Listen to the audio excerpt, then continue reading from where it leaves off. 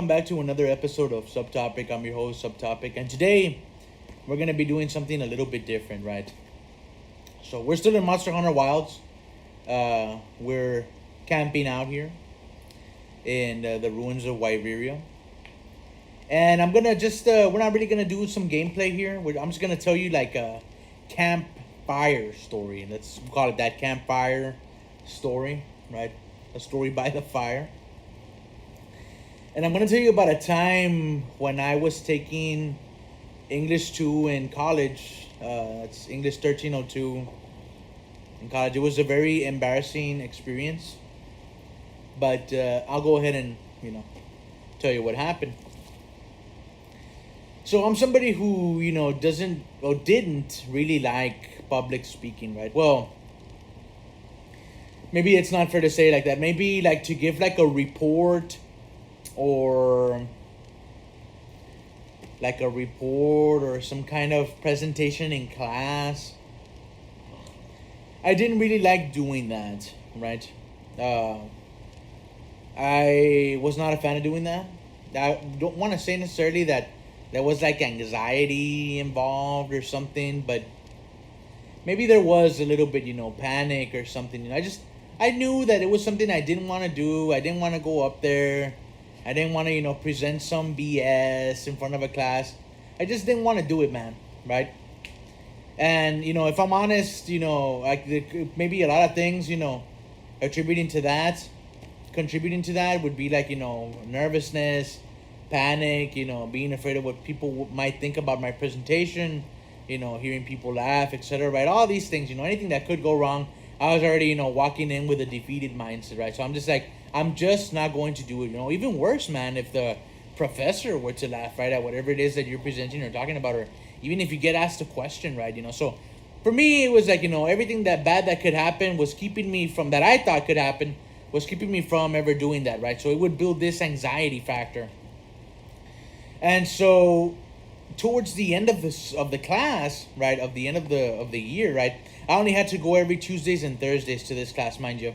So it was weekly, Tuesdays and Thursdays, for 16 weeks, whatever it was that college lasted for.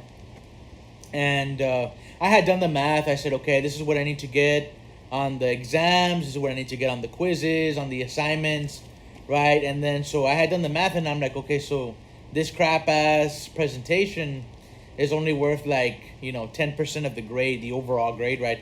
So I had done the math, and I said, you know what, with the grades I have right now, I can walk away with a B in this class, and I'll be fine, right? If I miss this thing, I'll walk away with a B, and that's okay, fine, whatever, right?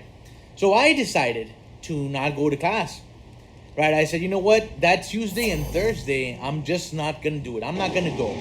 I don't want to do it. I don't want to partake in it. I don't want nothing to do with it. I'll tell you, even, I didn't even know what the topic was. They had discussed it that Tuesday. They did research. The professor took the students, to like some local, they have like a local computer lab in there, and so people were coming up with ideas, right? I'm not sure what the topic was, but they had done that Tuesday, Thursday, the presentations. But I didn't go for 2 days, right? I said, you know what, I'm just gonna skip this altogether. So then that week passes, right? And I'm thinking I'm getting away with this. I'm like, what it is, I'm gonna take the loss, whatever, right? And I'm thinking I've won, right? So then I go back the next class day, right? The next Tuesday.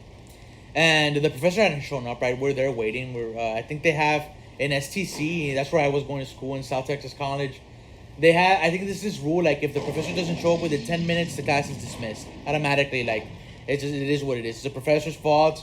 Too bad, So I think that was the rule then, and you couldn't hold us against it to us because it wasn't our fault. It was the professor's fault. So whatever needed to be learned or taught that day, that professor was going to have to make up, right? So those were the rules, the unwritten rules, we'll say that, right? And everybody had that understanding. So I was like, okay, 7 minutes, in, right? The professor hasn't come in yet. So then he walks in, right? And we're all like, man, we're already getting ready to leave, right? And so he walks in. His name was Dr. We'll call him Dr. Denzel. Let's go with that, right? Just to keep these people anonymous. We'll call him Dr. Denzel, right? That's not his real name, but we'll call him that for now. And so he walks in, right, and he's like, good morning, class. It was a class I was taking at 11, so it was 11 in the morning. So it was a class right before lunch. So he's like, good morning, class, right? He walks in with his briefcase. He goes, to the front of his desk and stuff. And so he's like, starts talking about the plans, for the next coming, weeks. His finals is approaching, right? So it's like, what are we going to be doing for the next couple of days, right? Reviewing, going over definitions of fallacies, and understanding fallacious arguments. Understanding, the bulk of this class was argumentative writing. That was the mostly what he taught us, argumentative writing, understanding fallacies and stuff, how to win debates and stuff like this. So he was saying, this is what we need to go over. We need to review, all these things and stuff and such as. So he's doing all this, breakdown, run through of what it is that we're going to be doing for the next, last remaining days of the class. And so, everybody's just like taking notes. And then he says, and we're missing one student. He says, we're missing one student that hasn't done the presentation. and I'm like, I'm sitting in the back, man. I'm like, I'm like writing, and then I just stop, and I'm like looking at my paper, and I'm like, I hope he's not talking about me, And sure enough, he says my name, right? And he's like, all right, so subtopic, right? Well, I'm going to call myself subtopic for this instance, man. That's not my real name, but, it's funnier like that, right? Keep everybody anonymous, So he says, like, we're missing one student. He's like, subtopic, like, you haven't done the presentation yet, right? And as soon as I heard my name, man, like, my hands started shaking. And I had an acquaintance that I had gone to high school with who was sitting next to me. And he's like, hey, like, you haven't done it. Like, get up, do the presentation. And I'm like pretending to ignore the person. He's like, subtopic. He says, like, again, like, and he's like, I see you. And then so I look up and then I say, like, nah, Dr. Denzel, like, nah, I'm going to pass. I don't want to take this. I don't want to do this. Like, I've done the math. I'm like, I can, miss this assignment, this presentation, and I'll walk away with a B. Like, that should be fine. And I was confident enough I was going to score high in the finals, right? So even if I didn't, I needed a 50 at least in the finals, to walk away with a B. So you could essentially miss half of the final exam, right? So, to miss more than half, right, you would have to be special dumb, kind of, So I had done the math, and I said, you know what, I just need to, So I'm like, I'm good. I'm going to be fine. Right? And he's like, nah, like, come up here, man. Like, come on. Like, just do the presentation. Like, we're all waiting for you, it'll be quick, right? Just take, 5-10 minutes, right? And I'm like, nah, I'm good. And then so, like, the class, bro. The class is like, like, come on, right? They're like clapping and shit, And so this makes me even more nervous, man. This makes me like super scared, right? So I'm already like panicking, right? It gets to a point where, like, as soon as I stand up from my seat, when I stand up, my ears just pop, man. Like, it's like the worst case of anxiety, when they're like, my heart is racing 100 miles a minute, man. Like, this is crazy. And so I start walking to the front, and the professor says, well, this is the topic. The topic is, assume that you're taking a class, that you want to take a class next semester, and the class is full, right? There's only 30 chairs, 30 are used up already, and you're to present a case, right? Oh, I needed to present a case why that professor should open up a chair for me, right? So I literally, like, I hear all this, right? And to me, it sounds like Charlie Brown, right? Like, whack, whack, whack, whack, whack, right? And so I'm there, and I'm frozen solid, man. Like, I'm just looking at the back, and there was this really cute girl that would sit in the front, man. I really liked her. She was beautiful, beautiful lady. And she makes like a comment. She's like, you got this, right? Like, you're doing good. And I was like, just frozen, bro. Like, literally, just frozen solid. For me, it felt like, 30 minutes had passed, however long I was standing there. And no words were coming out at all. Like, this was the worst case scenario. And I'm pretty sure, I was redder than a tomato, man, in there. It was the worst thing that I had ever experienced, right? It got to a point where the professor, right, Dr. Denzel, he comes up to me and he taps me on the shoulder, and he's like, he whispers in my ear, he's like, it's okay, go ahead and sit down, right? And I don't remember what happened after that. It was just so bad. It was such a bad experience. It was the worst ever.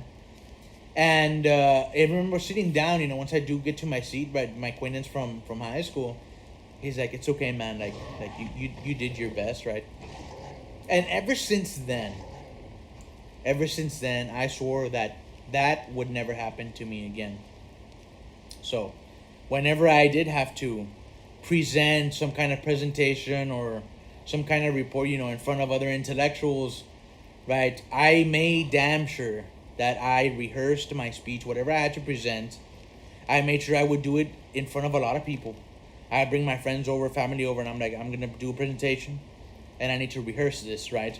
So it's like an act, right? Almost like it's essentially like you're an actor, and that's what I did, man. And so the lesson here is, sometimes, like in this case, right, you have to go through something difficult, right? You won't understand why. In this case for me, it was some stupid, dumb decision, right?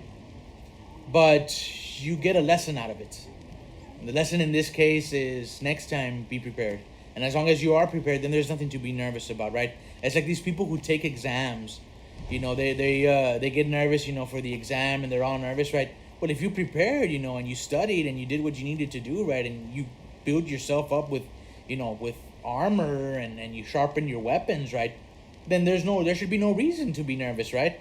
Maybe the question formatting, maybe that might get you at first, right? How is this professor going to ask questions? Is it going to be fill in a blank? Is it going to be multiple choice, true or false questions, right?